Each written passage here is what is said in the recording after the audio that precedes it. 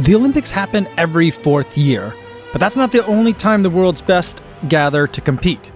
In the odd number years, the world's best track and field athletes will line up to see who can run the fastest, vault the highest, and throw the farthest.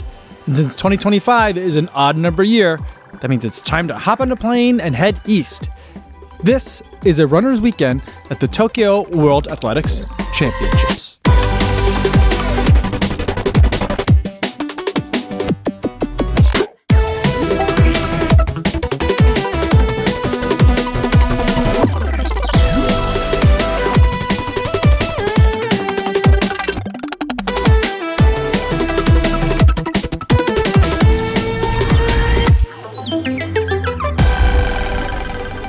Yo, what's going on? Kofuzi here from Tokyo. Just landed and got to my hotel here. And let me tell you what, it is still full on summer here. It is so hot. It was a rude awakening when we finally were able to get out of the airport. It is hot, it is humid, and it's going to be an exciting backdrop, not only weather-wise, but also city-wise, because we're in Tokyo for the World Championships. There's gonna be great action on the track, in the field, and on the roads, and I can't wait to watch it all.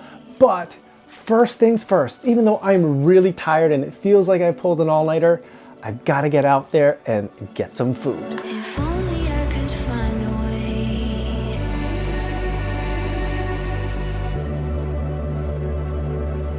My hotel was in Shibuya, about a block away from the Shibuya Scramble, one of the busiest pedestrian intersections in the world. And even when you've seen it before, it's overwhelming anytime you experience it. Find a way. If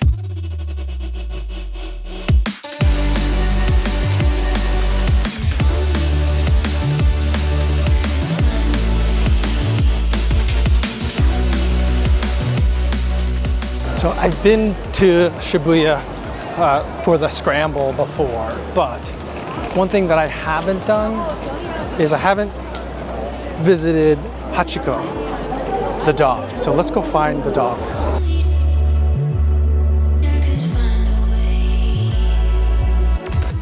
About 100 years ago, there was a Japanese man who lived in Shibuya with his dog, Hachiko. And every day, Hachiko would wait at Shibuya Station for his human to return home from work. But one day, the human died while at work and never returned. For the next 9 years, Hachiko would continue to wait at the station at the same time every day, hoping his human would come back.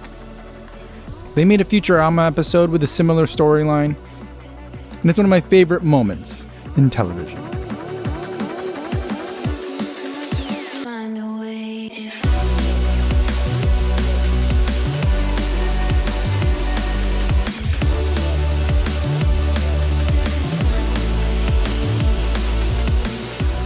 On the way back to the hotel, I found one of my favorite Japanese foods, takoyaki, which is fried, savory dough balls filled with octopus, and I enjoyed it with a highball, which is whiskey and soda water, and my new favorite Japanese drink.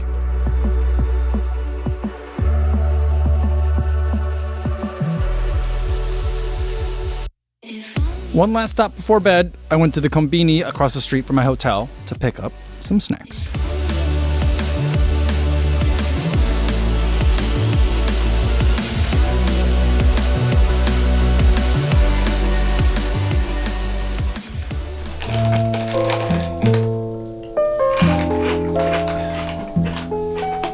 It is about 5:30 a.m. here on a Friday in Shibuya. Getting a little bit of a later start than I wanted to. I wanted to be at my location at 5:30 already, but I ran into some friends in the hotel lobby, so had a little chat, and now I'm going to try and navigate some trains. On your ankles, hold up, I'm in the south, getting high, smoking endo, sipping Aperol and Prosecco. We don't got no itinerary, just go wherever the jet go. Gaming in a chokehold, cause coming up, I was always cutthroat. Get my respect with the utmost. And So we have made it off the train. Today what I want to do is scout out some of the marathon course.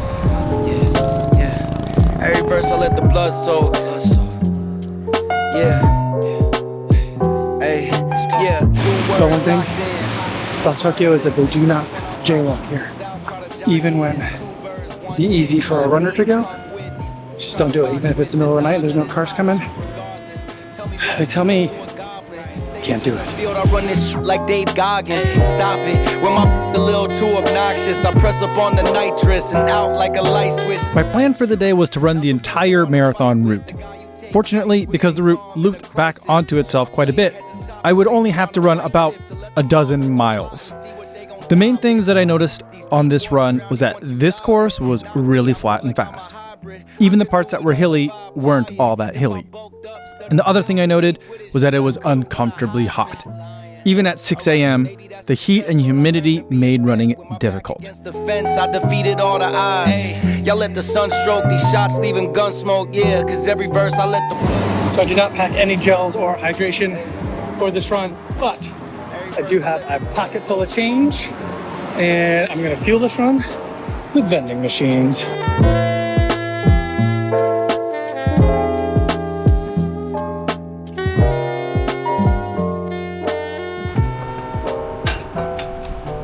My first stop was along the northern tip of the course in Akihabara.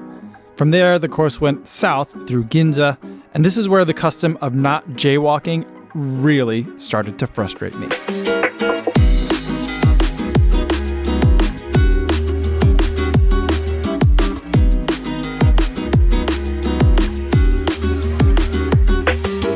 From the south end of the course, the route doubles back up towards Akihabara and then west over towards the Imperial Palace.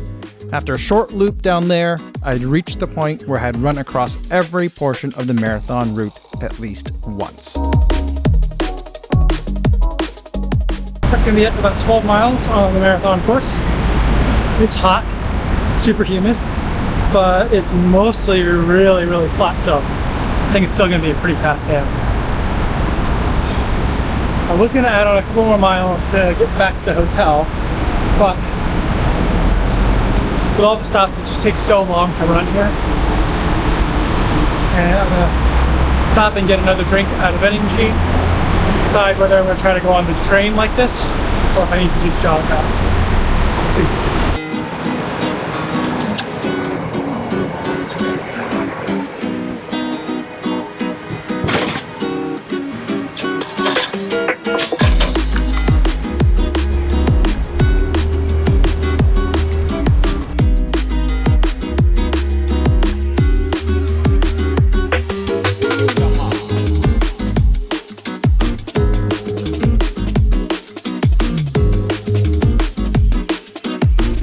So today on the schedule for this week, today is the free day where we have to explore, not an entire day, but most of the day. There was a group run earlier in Yoyogi Park that I skipped so I could do the course recon. I wish I could have gone, but I missed it.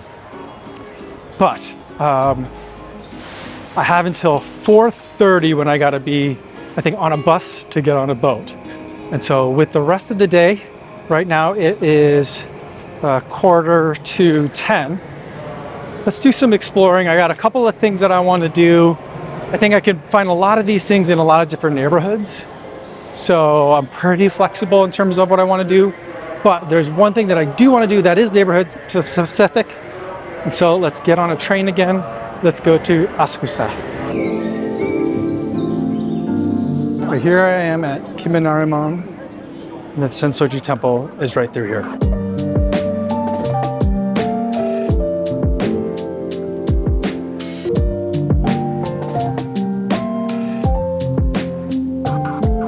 So you're not really supposed to walk around and drink and eat stuff. So if you buy stuff from a vending machine, you're supposed to drink it like in front of the vending machine. And they usually have garbage cans right by it as well, which is important because there's no like public garbage cans in Tokyo. After you pass through the Kaminariman gate, you will see the Sensoji Temple. And in between, it's a gauntlet of souvenirs and snacks.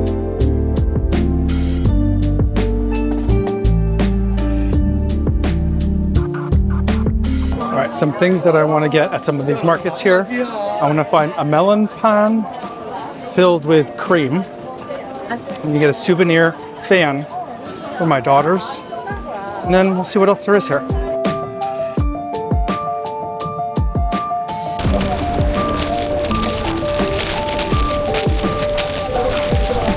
the melon pen, the vanilla soft serve side.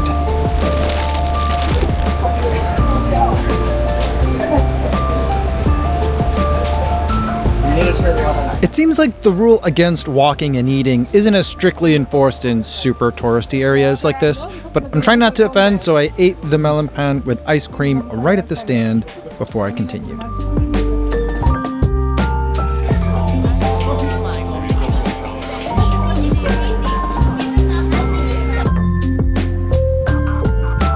If you breathe in this incense, it's supposed to make you smarter. Next, we're gonna get a fortune.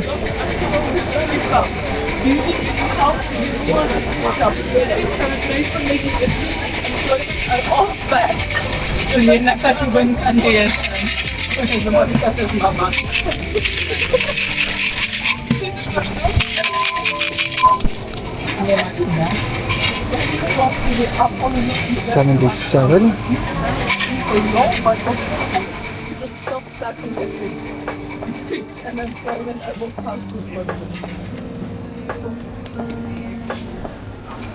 So, if you get a bad wish or bad fortune, you are supposed to tie it onto the post over there so that the bad fortune stays at the temple and doesn't follow you home.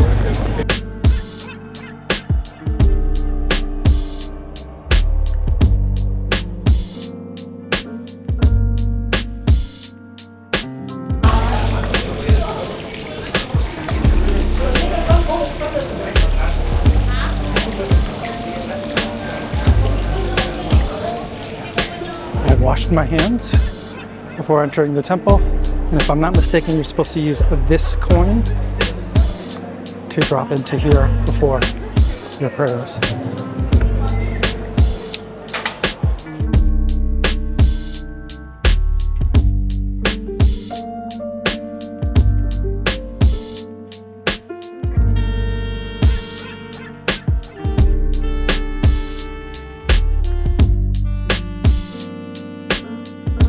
Oh, it's starting to get really hot.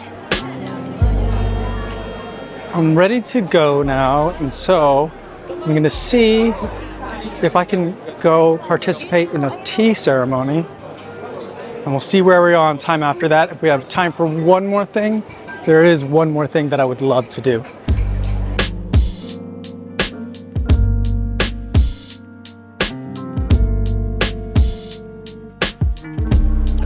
So I didn't book tickets ahead of time, and luckily they were able to get me in for tea ceremony today, but it's not gonna be till 1. It's kind of cutting it close. I might have to skip out on some of the other things that I was planning on doing today.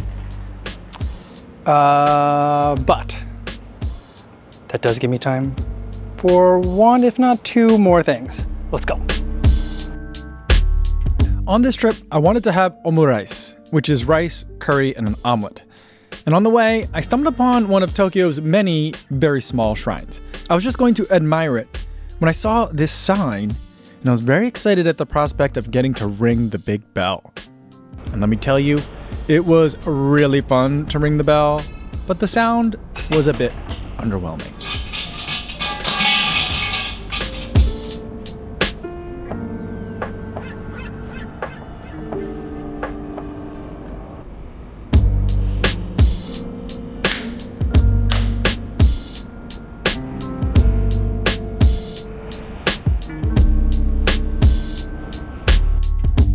I am normally a pescatarian, but something I've been trying to be more flexible with is eating meat while traveling. Especially when I can't speak the language, I feel like food is such a direct way of experiencing a place. And so today I had omurice with tonkatsu, which is pork. And while I guess I could have gotten a shrimp omurice, the tonkatsu omurice was just perfect. It started to rain in Asakusa right as it was time for the tea ceremony. Now, this was a special tea ceremony in that they let you choose and wear a kimono. And I'm sure that the ladies that work there say this to all the tourists, but they told me that I had made some very nice color and pattern choices. Once everyone was dressed, they led us to the tea ceremony room. And while they did allow photos, they didn't allow video. The tea ceremony was informative and respectful. It was just what I was looking for, and it was also my first time trying matcha. And then afterwards, they let us up on the roof for some photo ops.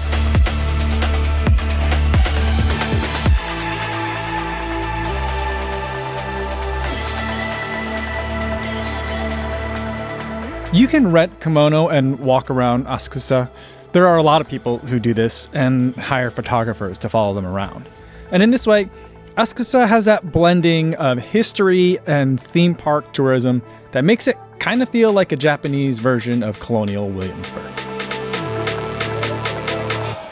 Just finished with the tea ceremony. That took a while, but definitely worth it. I'm glad I finally got to do that in Tokyo, and I really enjoyed putting on the kimono. Just feels really nice to put that on. Now let's head back, see where we're doing on time. Might have to just head back to the hotel room, kind of recharge figuratively for a little bit, and then get on a boat.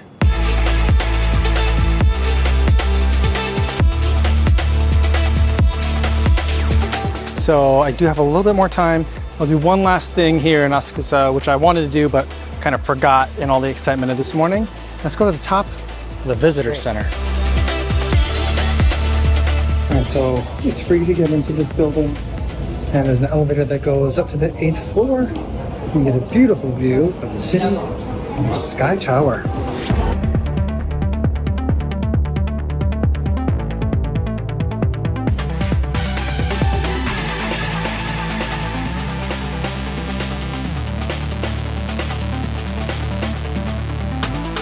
For dinner, Asics had arranged for a river cruise.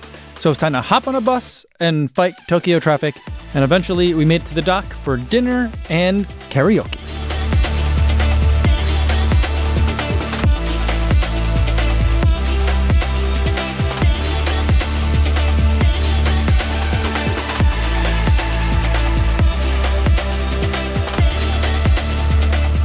Once the boat set off, there were some welcoming remarks, and then it was time for dinner.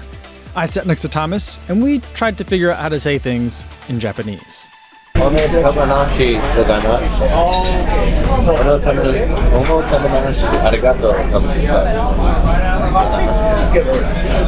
the first one? Thank you for hospitality. I think you just said. Well, yeah, you maybe.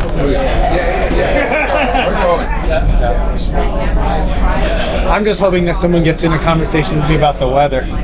いいお天気ですな。そうですね。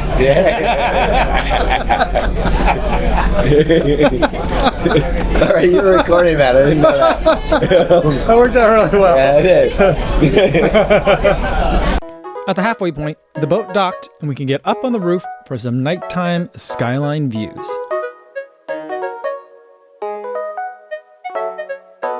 Back below deck, it was karaoke time. I generally don't like to film people at night in social settings, so there isn't a lot of footage of karaoke, but just know that everybody sang, and it was a lot of fun.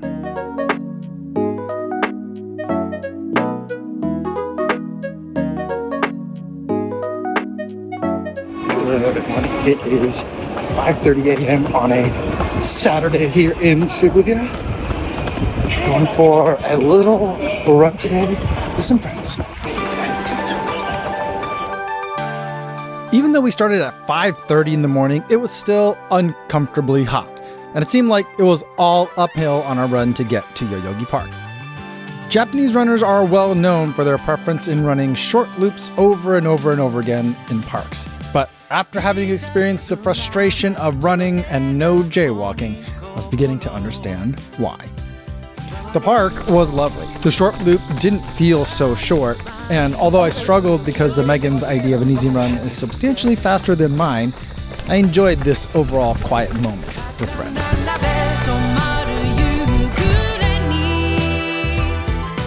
Back at the hotel, we bumped into Johnny Zhang, who shoots for Sidious Mag, and after shower, we each took separate showers. We got some breakfast at the hotel. There, they had a lot of things, but specifically, they had rice, curry, and very runny scrambled eggs. So I made myself my own omurice, and I think that this is now my favorite breakfast. Then it was time to hop on a bus and head to the stadium for the morning session, day 1 of Tokyo World Championships. Loaded on the buses, we're going to head out to the stadium. I'm gonna watch Val throw a disc and Peyton Otterdahl throw a shot. I'm worried that it's gonna be hot. I don't know if I'm gonna make it.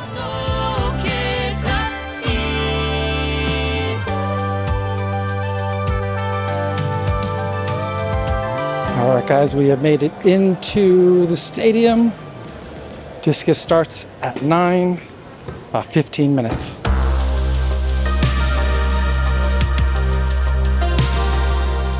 Things were pretty quiet when we arrived. The only thing on the track was the last lap of a 35K race walk, and that was still out on the roads at that point. The stands were mostly empty, although it's hard to kind of tell with the way they randomize the colors of the seats in the stadium, so it kind of always looks full. I don't know if this stadium was originally built this way or if it was something that they did when the pandemic closed the Tokyo Olympics to spectators. Soon, the race walkers entered the stadium, and the hot and humid conditions took their toll on those athletes.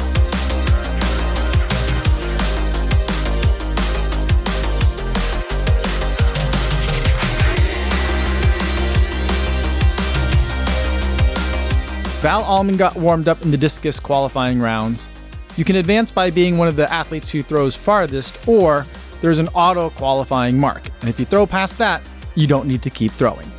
Val threw once and auto qualified, so one and done, she had a pretty quick morning.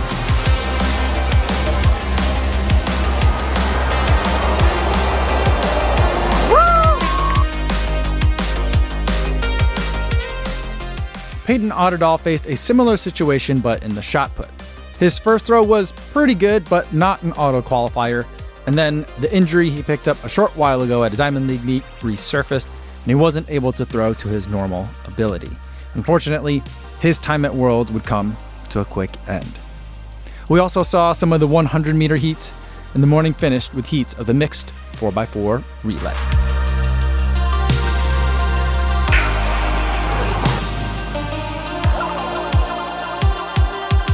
That is it for the first morning of World Championships. Exciting mixed 4x4 to finish it off. It is really hot in the stadium. Let's take a bus back to the hotel and get some lunch. For lunch, we wanted to have ichiran ramen, but so did everyone else in Tokyo, it seems. So we had a bit of a wait. In the meantime, we stopped by a local run shop in Shibuya, Tycoon Running. And this shop was amazing. They had an incredible selection of shoes, but they also had more high-end run product in person in one place that I've ever seen.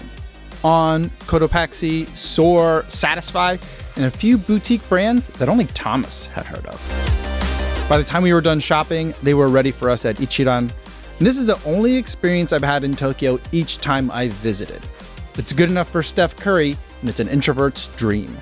You order by machine, you get a cubby, you place your tickets down, someone takes it through the window, and you get your food, and they close the curtain so you can eat in peace. When you order your ramen, you will often be asked how rich and how spicy you want your broth. And maybe it's because I grew up eating Korean ramyeon, but on this trip, I've been getting my ramen on the richer and spicier side, and this has been just perfect for me. After lunch, we had a bit of time to stop by the ASICS house before dinner and the evening session.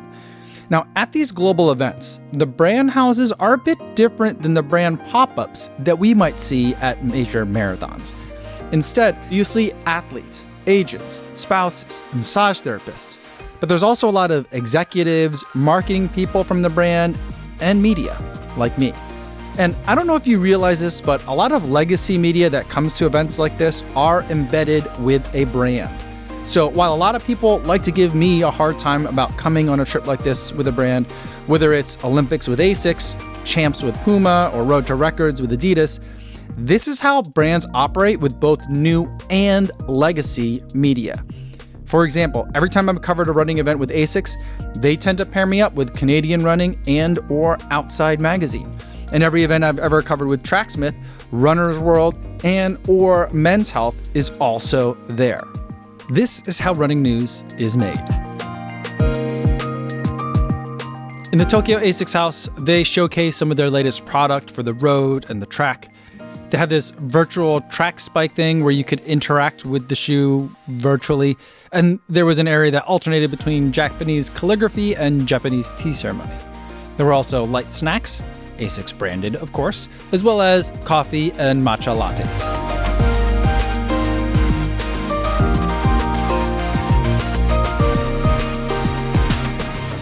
The building is normally an Olympic museum, and so on the second floor, there was a collection of Olympic memorabilia. But for this week, there was also a history of Asics spikes, and it was generally an area for meetings and media interviews.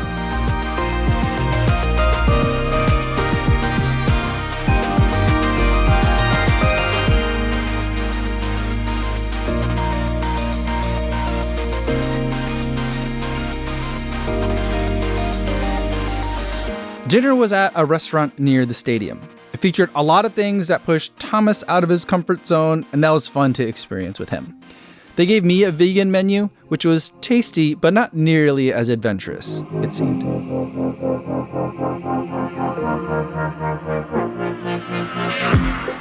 Back at the stadium, the energy was as high as the heat. We got to see some heats of the men's steeple as well as the qualifying round of the pole vault.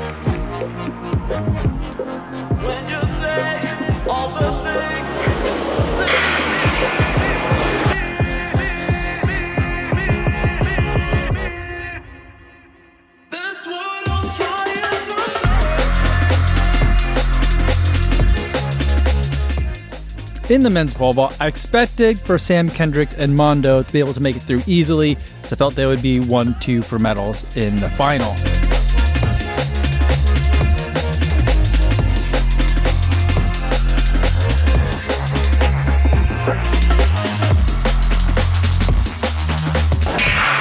And I was excited to see El Bakali race, as he is a 2-time gold medalist and the current favorite to win in the final. In the heats of the women's 100, I was eager to see Melissa Jefferson Wood in race. In heat 2, I was watching Dina Asher-Smith and Ava Swoboda, but it was Tina Clayton who took the win there. Heat 3 was a matchup between Sha'Carri Richardson and Sharika Jackson that was tantalizing. And Heat 4 featured 100-meter gold medalist Julian Alfred. TT Terry came in second to move on to the next round from Heat 5. And in Heat 7, Shelly-Ann Fraser-Price dazzled the crowd. Also in this heat was Patricia van der Vecken, who runs for Luxembourg and happens to have an excellent sprinter's Instagram account.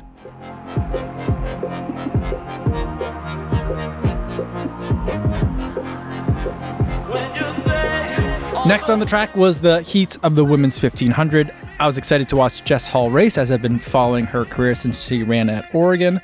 And in Heat 3, I was excited to see Nikki Hiltz, as both me and my daughter are big fans. And in Heat 4, everyone was watching what Faith Kipyegon would do.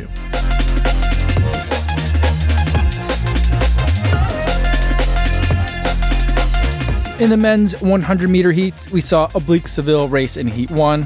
Kashane Thompson took Heat 2. Noah Lyles and Akeem Blake were the stars of Heat 3. And Kung Fu Kenny, a nickname and persona that feels kind of weird when competing in an Asian country, looked strong in Heat 4.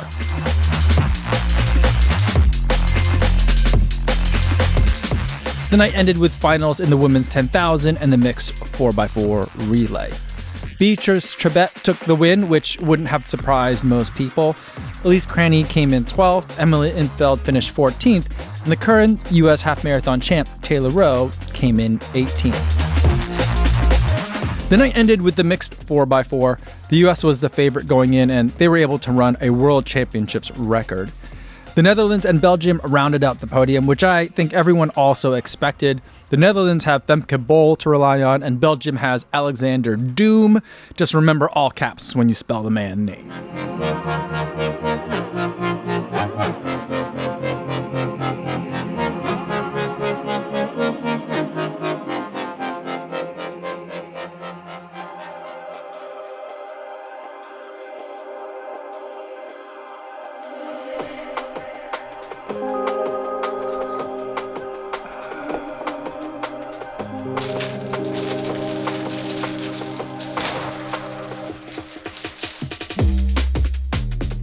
Good morning. It is about 5:30 in the morning here on a Sunday in Shibuya, Tokyo.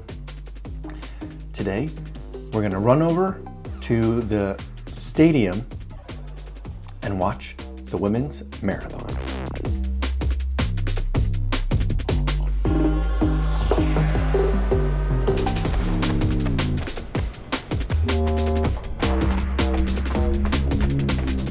Made it to the stadium.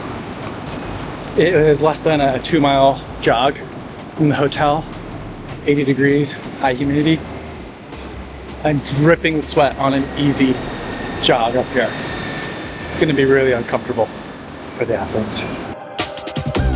Because of the heat, both women's and men's marathon start times were moved up 30 minutes for a 7:30 a.m. start. The race started and finished inside the stadium, and I had picked a spot at about the 2-kilometer mark to get my first look at the racers. Look at this guy. Never not running, never not running. All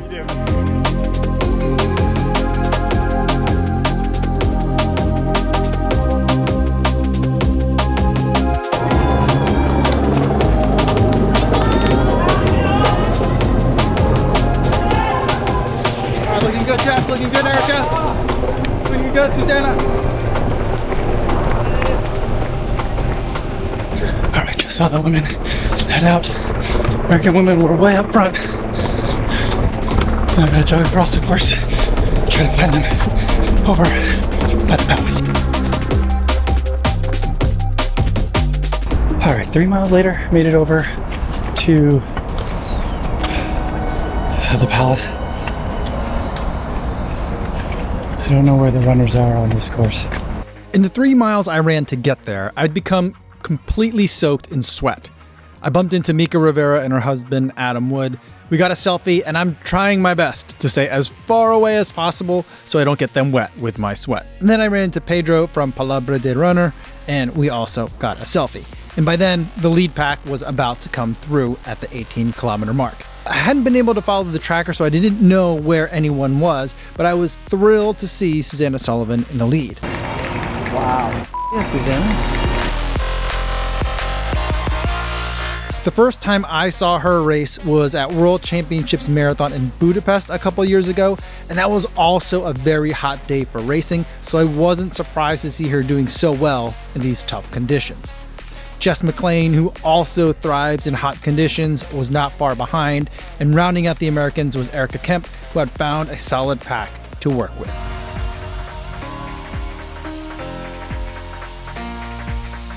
With the way the course doubled back upon itself, I saw the leaders again pretty soon without having to move anywhere, but now we were just about at the halfway mark.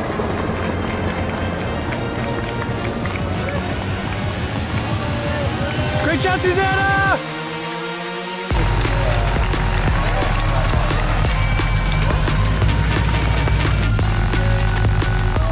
Great job, great job!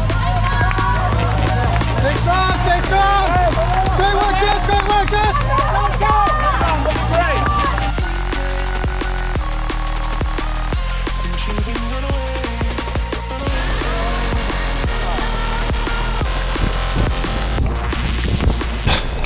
That's the second time through this spot.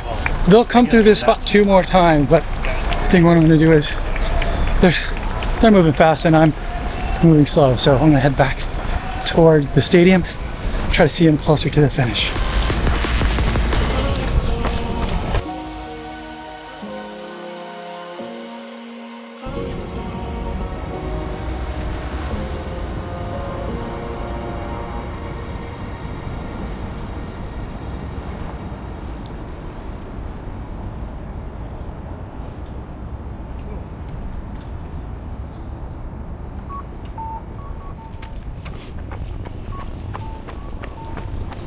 Made it back towards the finish line and pretty much right where I started.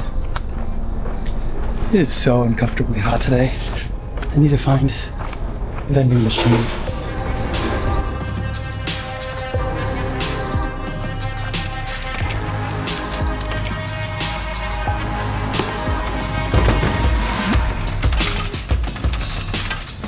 And not long after I'd found something to drink, the lead truck was coming through.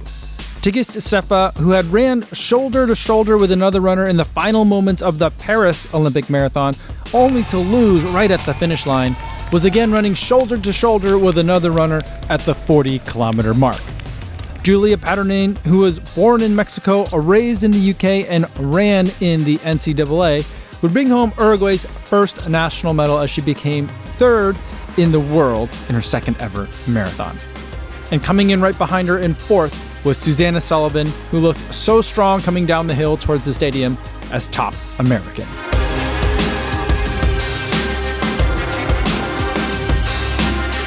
Jess McLean would follow closely behind, finishing 8th and as second American.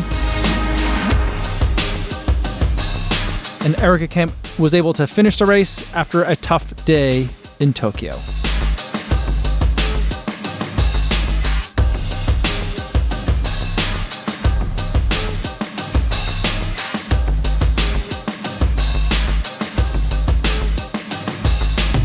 After the Americans came in, I ran back to my hotel, took a much-needed shower, did a bit of work, scarfed down some onigiri, and then headed back to the stadium for a tour of the track. All right, guys, we have made it to the stadium. People are going to go on this tour, I think, so it might be a pretty small one. Look at this guy. Hey, what's going on, man? This guy is doing a great job.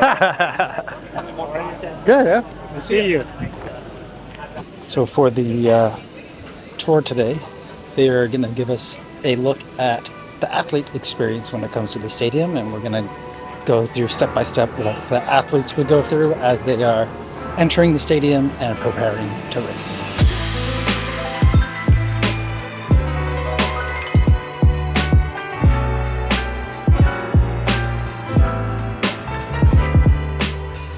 So there's like a little warm-up area here. It's humidity and temperature controlled, and it smells like a racquetball. It's like a weird rubber smell in here.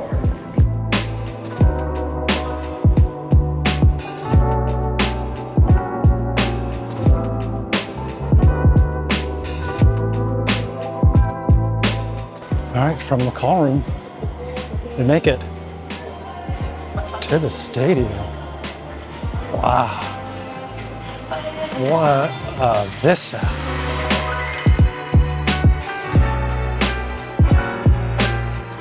They let us walk around the track a little bit. We could kind of go anywhere except on the infield.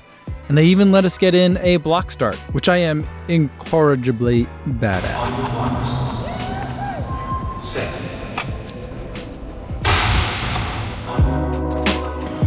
There's just such a sense of grandness to this space up here. It's just so big, and like it feels like every sound just circles and washes around.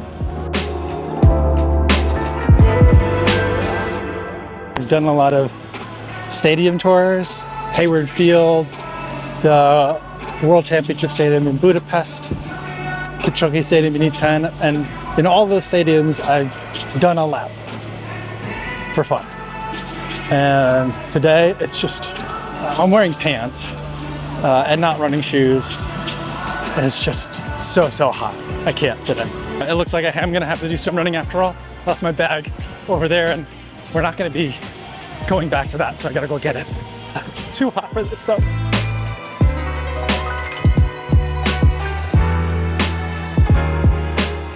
These are the chairs that you wait in if you're seeing if you get the little queue to go to the next round.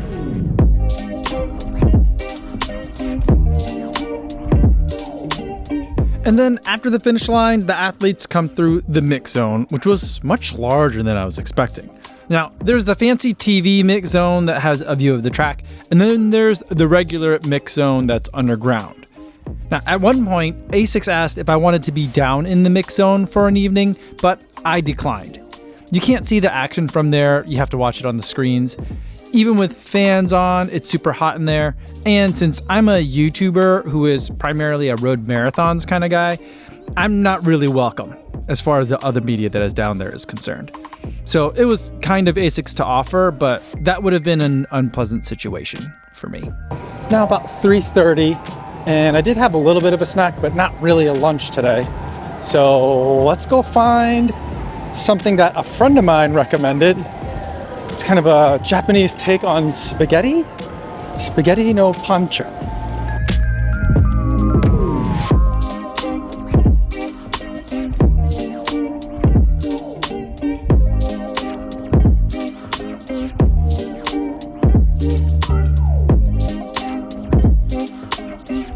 I'm not sure, but I think that means it's closed for today. All right, let's find something else to eat. It didn't take me long to find a tonkatsu ramen spot. I had to navigate the vending machine, which fortunately had English on it, and soon I was having ramen with rich and spicy broth, of course, and a highball. It wasn't spaghetti no pancho, but it was pretty delicious nonetheless. And of course, I did my best to slurp really loudly, because that's what I learned watching Mr. Baseball.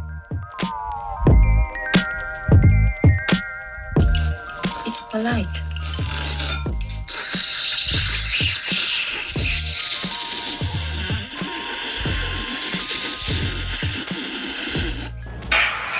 For the PM session of day 2, we had heats of the men's and women's 400, semis in the men's and women's 100, semis in the women's 15, and on the field, we had qualifying for men's high jump, the women's discus final, and the women's long jump final.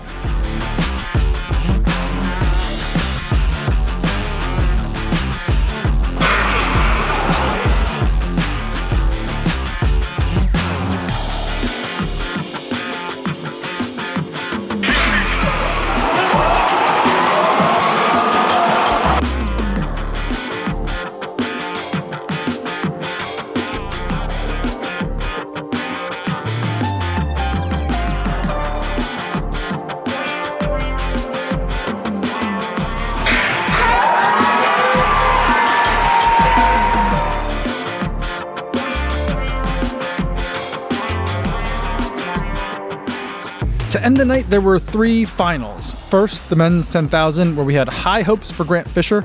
He was looking to improve upon his Olympic bronze from Paris, and fellow Olympian Nico Young was also looking to improve upon his 12th place Olympic finish.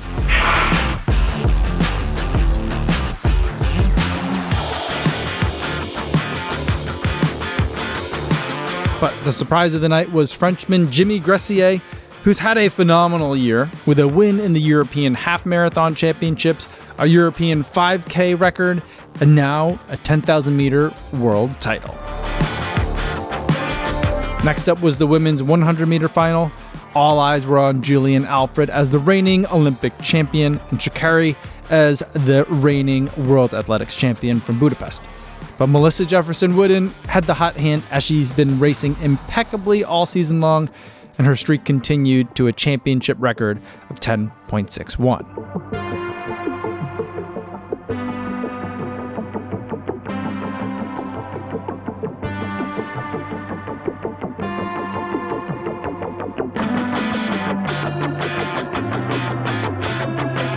Last but not least was the men. After a false start, the contest would essentially boil down to the U.S. versus Jamaica, and this time the Jamaicans were too much for the U.S. to handle, with Oblique Seville and Kashane Thompson taking 1 and 2, and Lyles and Midnarik taking 3 and 4.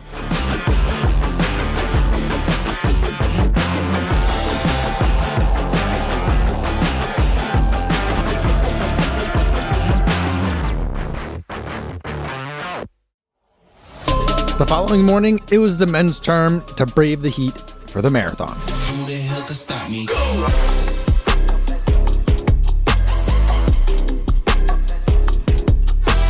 Let's go, TJ! Woo! Let's go, boys! Yes, let's go, Clayton! It's a good day to have a good day! Let's go, baby! Woo! Let's go! Let's go, baby!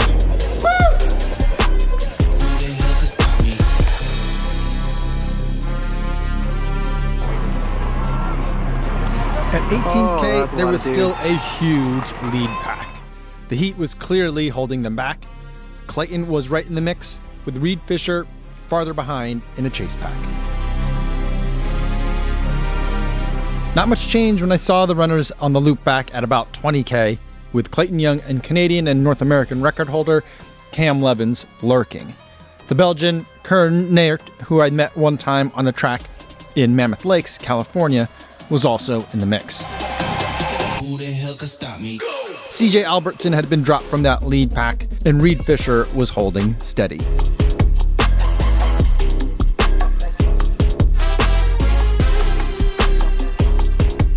I wouldn't see the racers again until the 40K mark, at which point there was still a significant pack in the hunt for the win.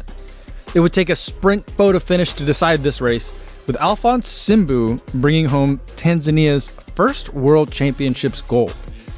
German national record holder Aminal Petros, who's known for being surprised at the workout.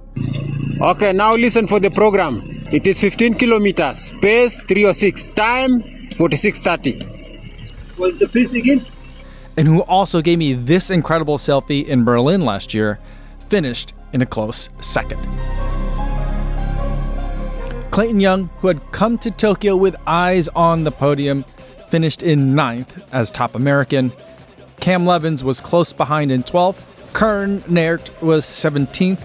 Reed Fisher climbed his way up to second American in 28th. And CJ finished in 40th.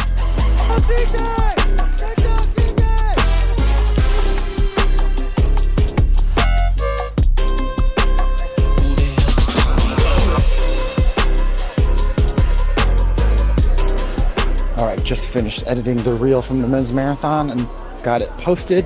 Feeling pretty good about it.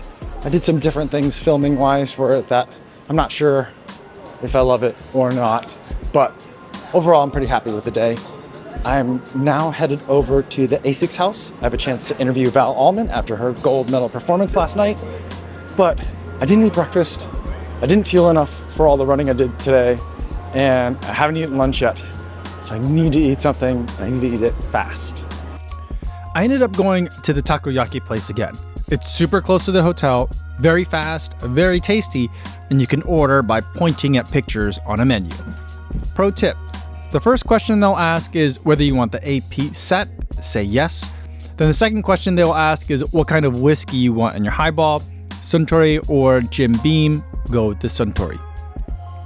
The entrance to the train station is across the street, so after lunch I was able to get quickly back to the ASICS house.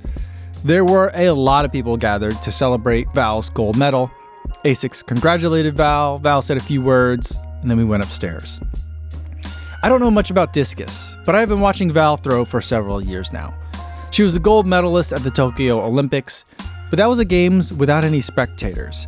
So I wanted to ask her what it was like to come back to the same stadium now that it was a full house. And getting to like wave at them and feel their excitement back, it really just, it made the experience all the more fulfilling to feel like Japan has been an incredibly impactful place in my heart and in my life, and to become an Olympic champion and a world champion in the same spot is something that I just will forever cherish.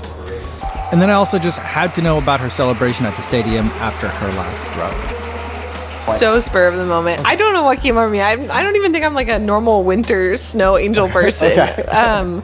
But I think it really just was like being in the moment. You know, I think there's been competitions where it's felt like I was close to maybe winning and then things changed and my brain was so fixated on just like staying present in the competition, and then it was suddenly over and just this burst of joy I had, you know, it just, that felt like the thing to do in that moment. So maybe I'll make that my thing, you know, grass angels in stadiums, but it was, it really was a moment just to be able to lay there and feel that energy all coming down. After the interview, I hopped in an Uber to catch up with the rest of the group back in Asakusa for a sumo demonstration. This room was kind of set up like a sumo ring, complete with stands on each side. But because we arrived late, I came with an ASICS exec and Val Allman's mom. Our seats for lunch and the demonstration were right up front and center. And we had a very up-close view of the action. We learned about the customs of sumo and for watching sumo, and the whole thing was very interactive. They let us throw salt in the ring, and some of us even got to suit up and try our hand at wrestling. We tried to get Dina Castor in the ring, but she was being shy. Megan Featherston was happy to jump in her place, as was shot putter Peyton Otterdahl, who was disappointed that they made him wear the costume and not a real sumo belt. The event wasn't exactly what I was hoping for my first sumo experience, but the staff there did a wonderful job, and I think my kids would have loved this. Just finished with the sumo demonstration lunch. It was very interesting. Now we have some free time here to wander around before we hop back on the bus.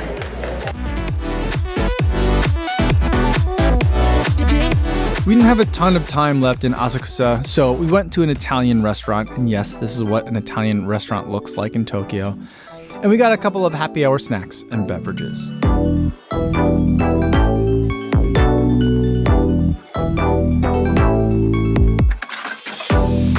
Last night in Tokyo, my last night at the track meet.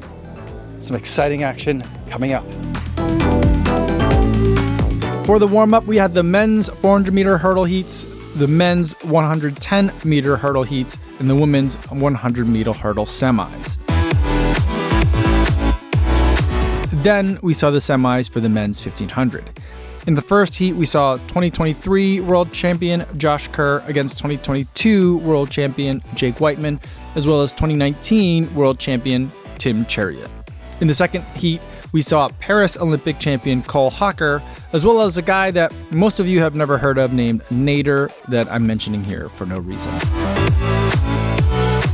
For finals that evening, we got to see the men's steeple, with Moroccan Soufiane El-Bekali as the heavy favorite.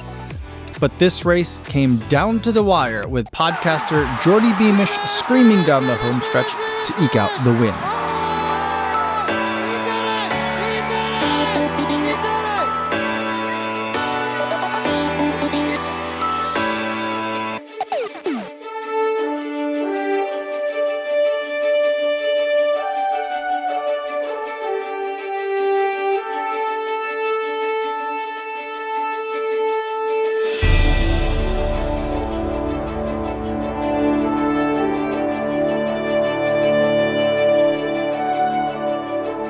The women's 100-meter final was the last event on the track for the night.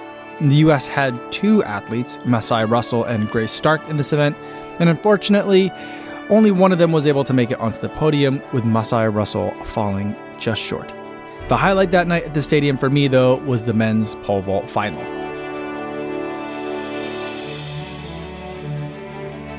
I've mentioned it a bunch of times in other videos, but I pole vaulted in high school, so that's why I get so excited for the pole vault.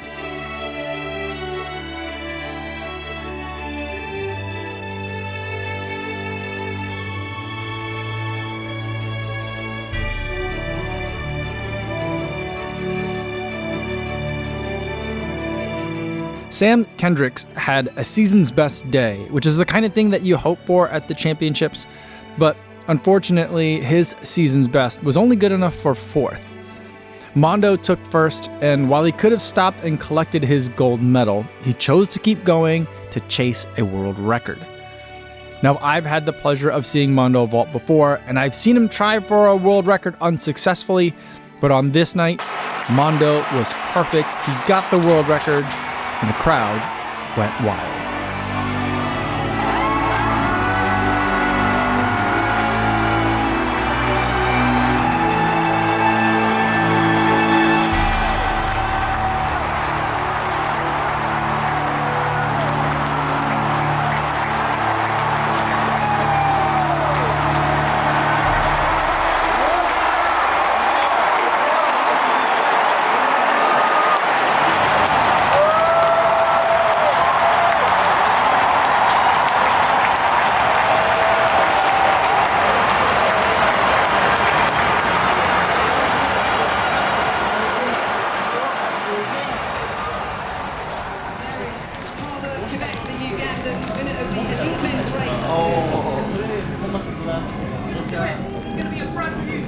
The next morning, I was back at the ASICS house for one last interview before I left for the airport. I had a chance to sit with Clayton Young after his 9th place finish in the marathon. I shared an Uber to the airport with Megan Featherston after this interview, and I remember telling her that I had just had the best conversation I'd ever had with an athlete, so I'll encourage you to go and check out the entire 25 minutes.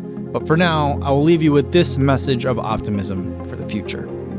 You know, I can be grateful in my consistency.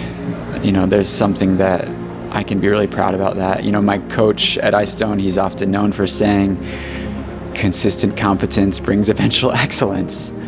And, you know, I talk about that phrase a lot. But there's nothing more true than, you know, the result that I just put up, right? There will be eventually excellence. We just have to keep swinging.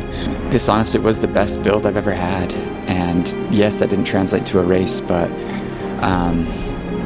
to the race, but it will translate to the next race.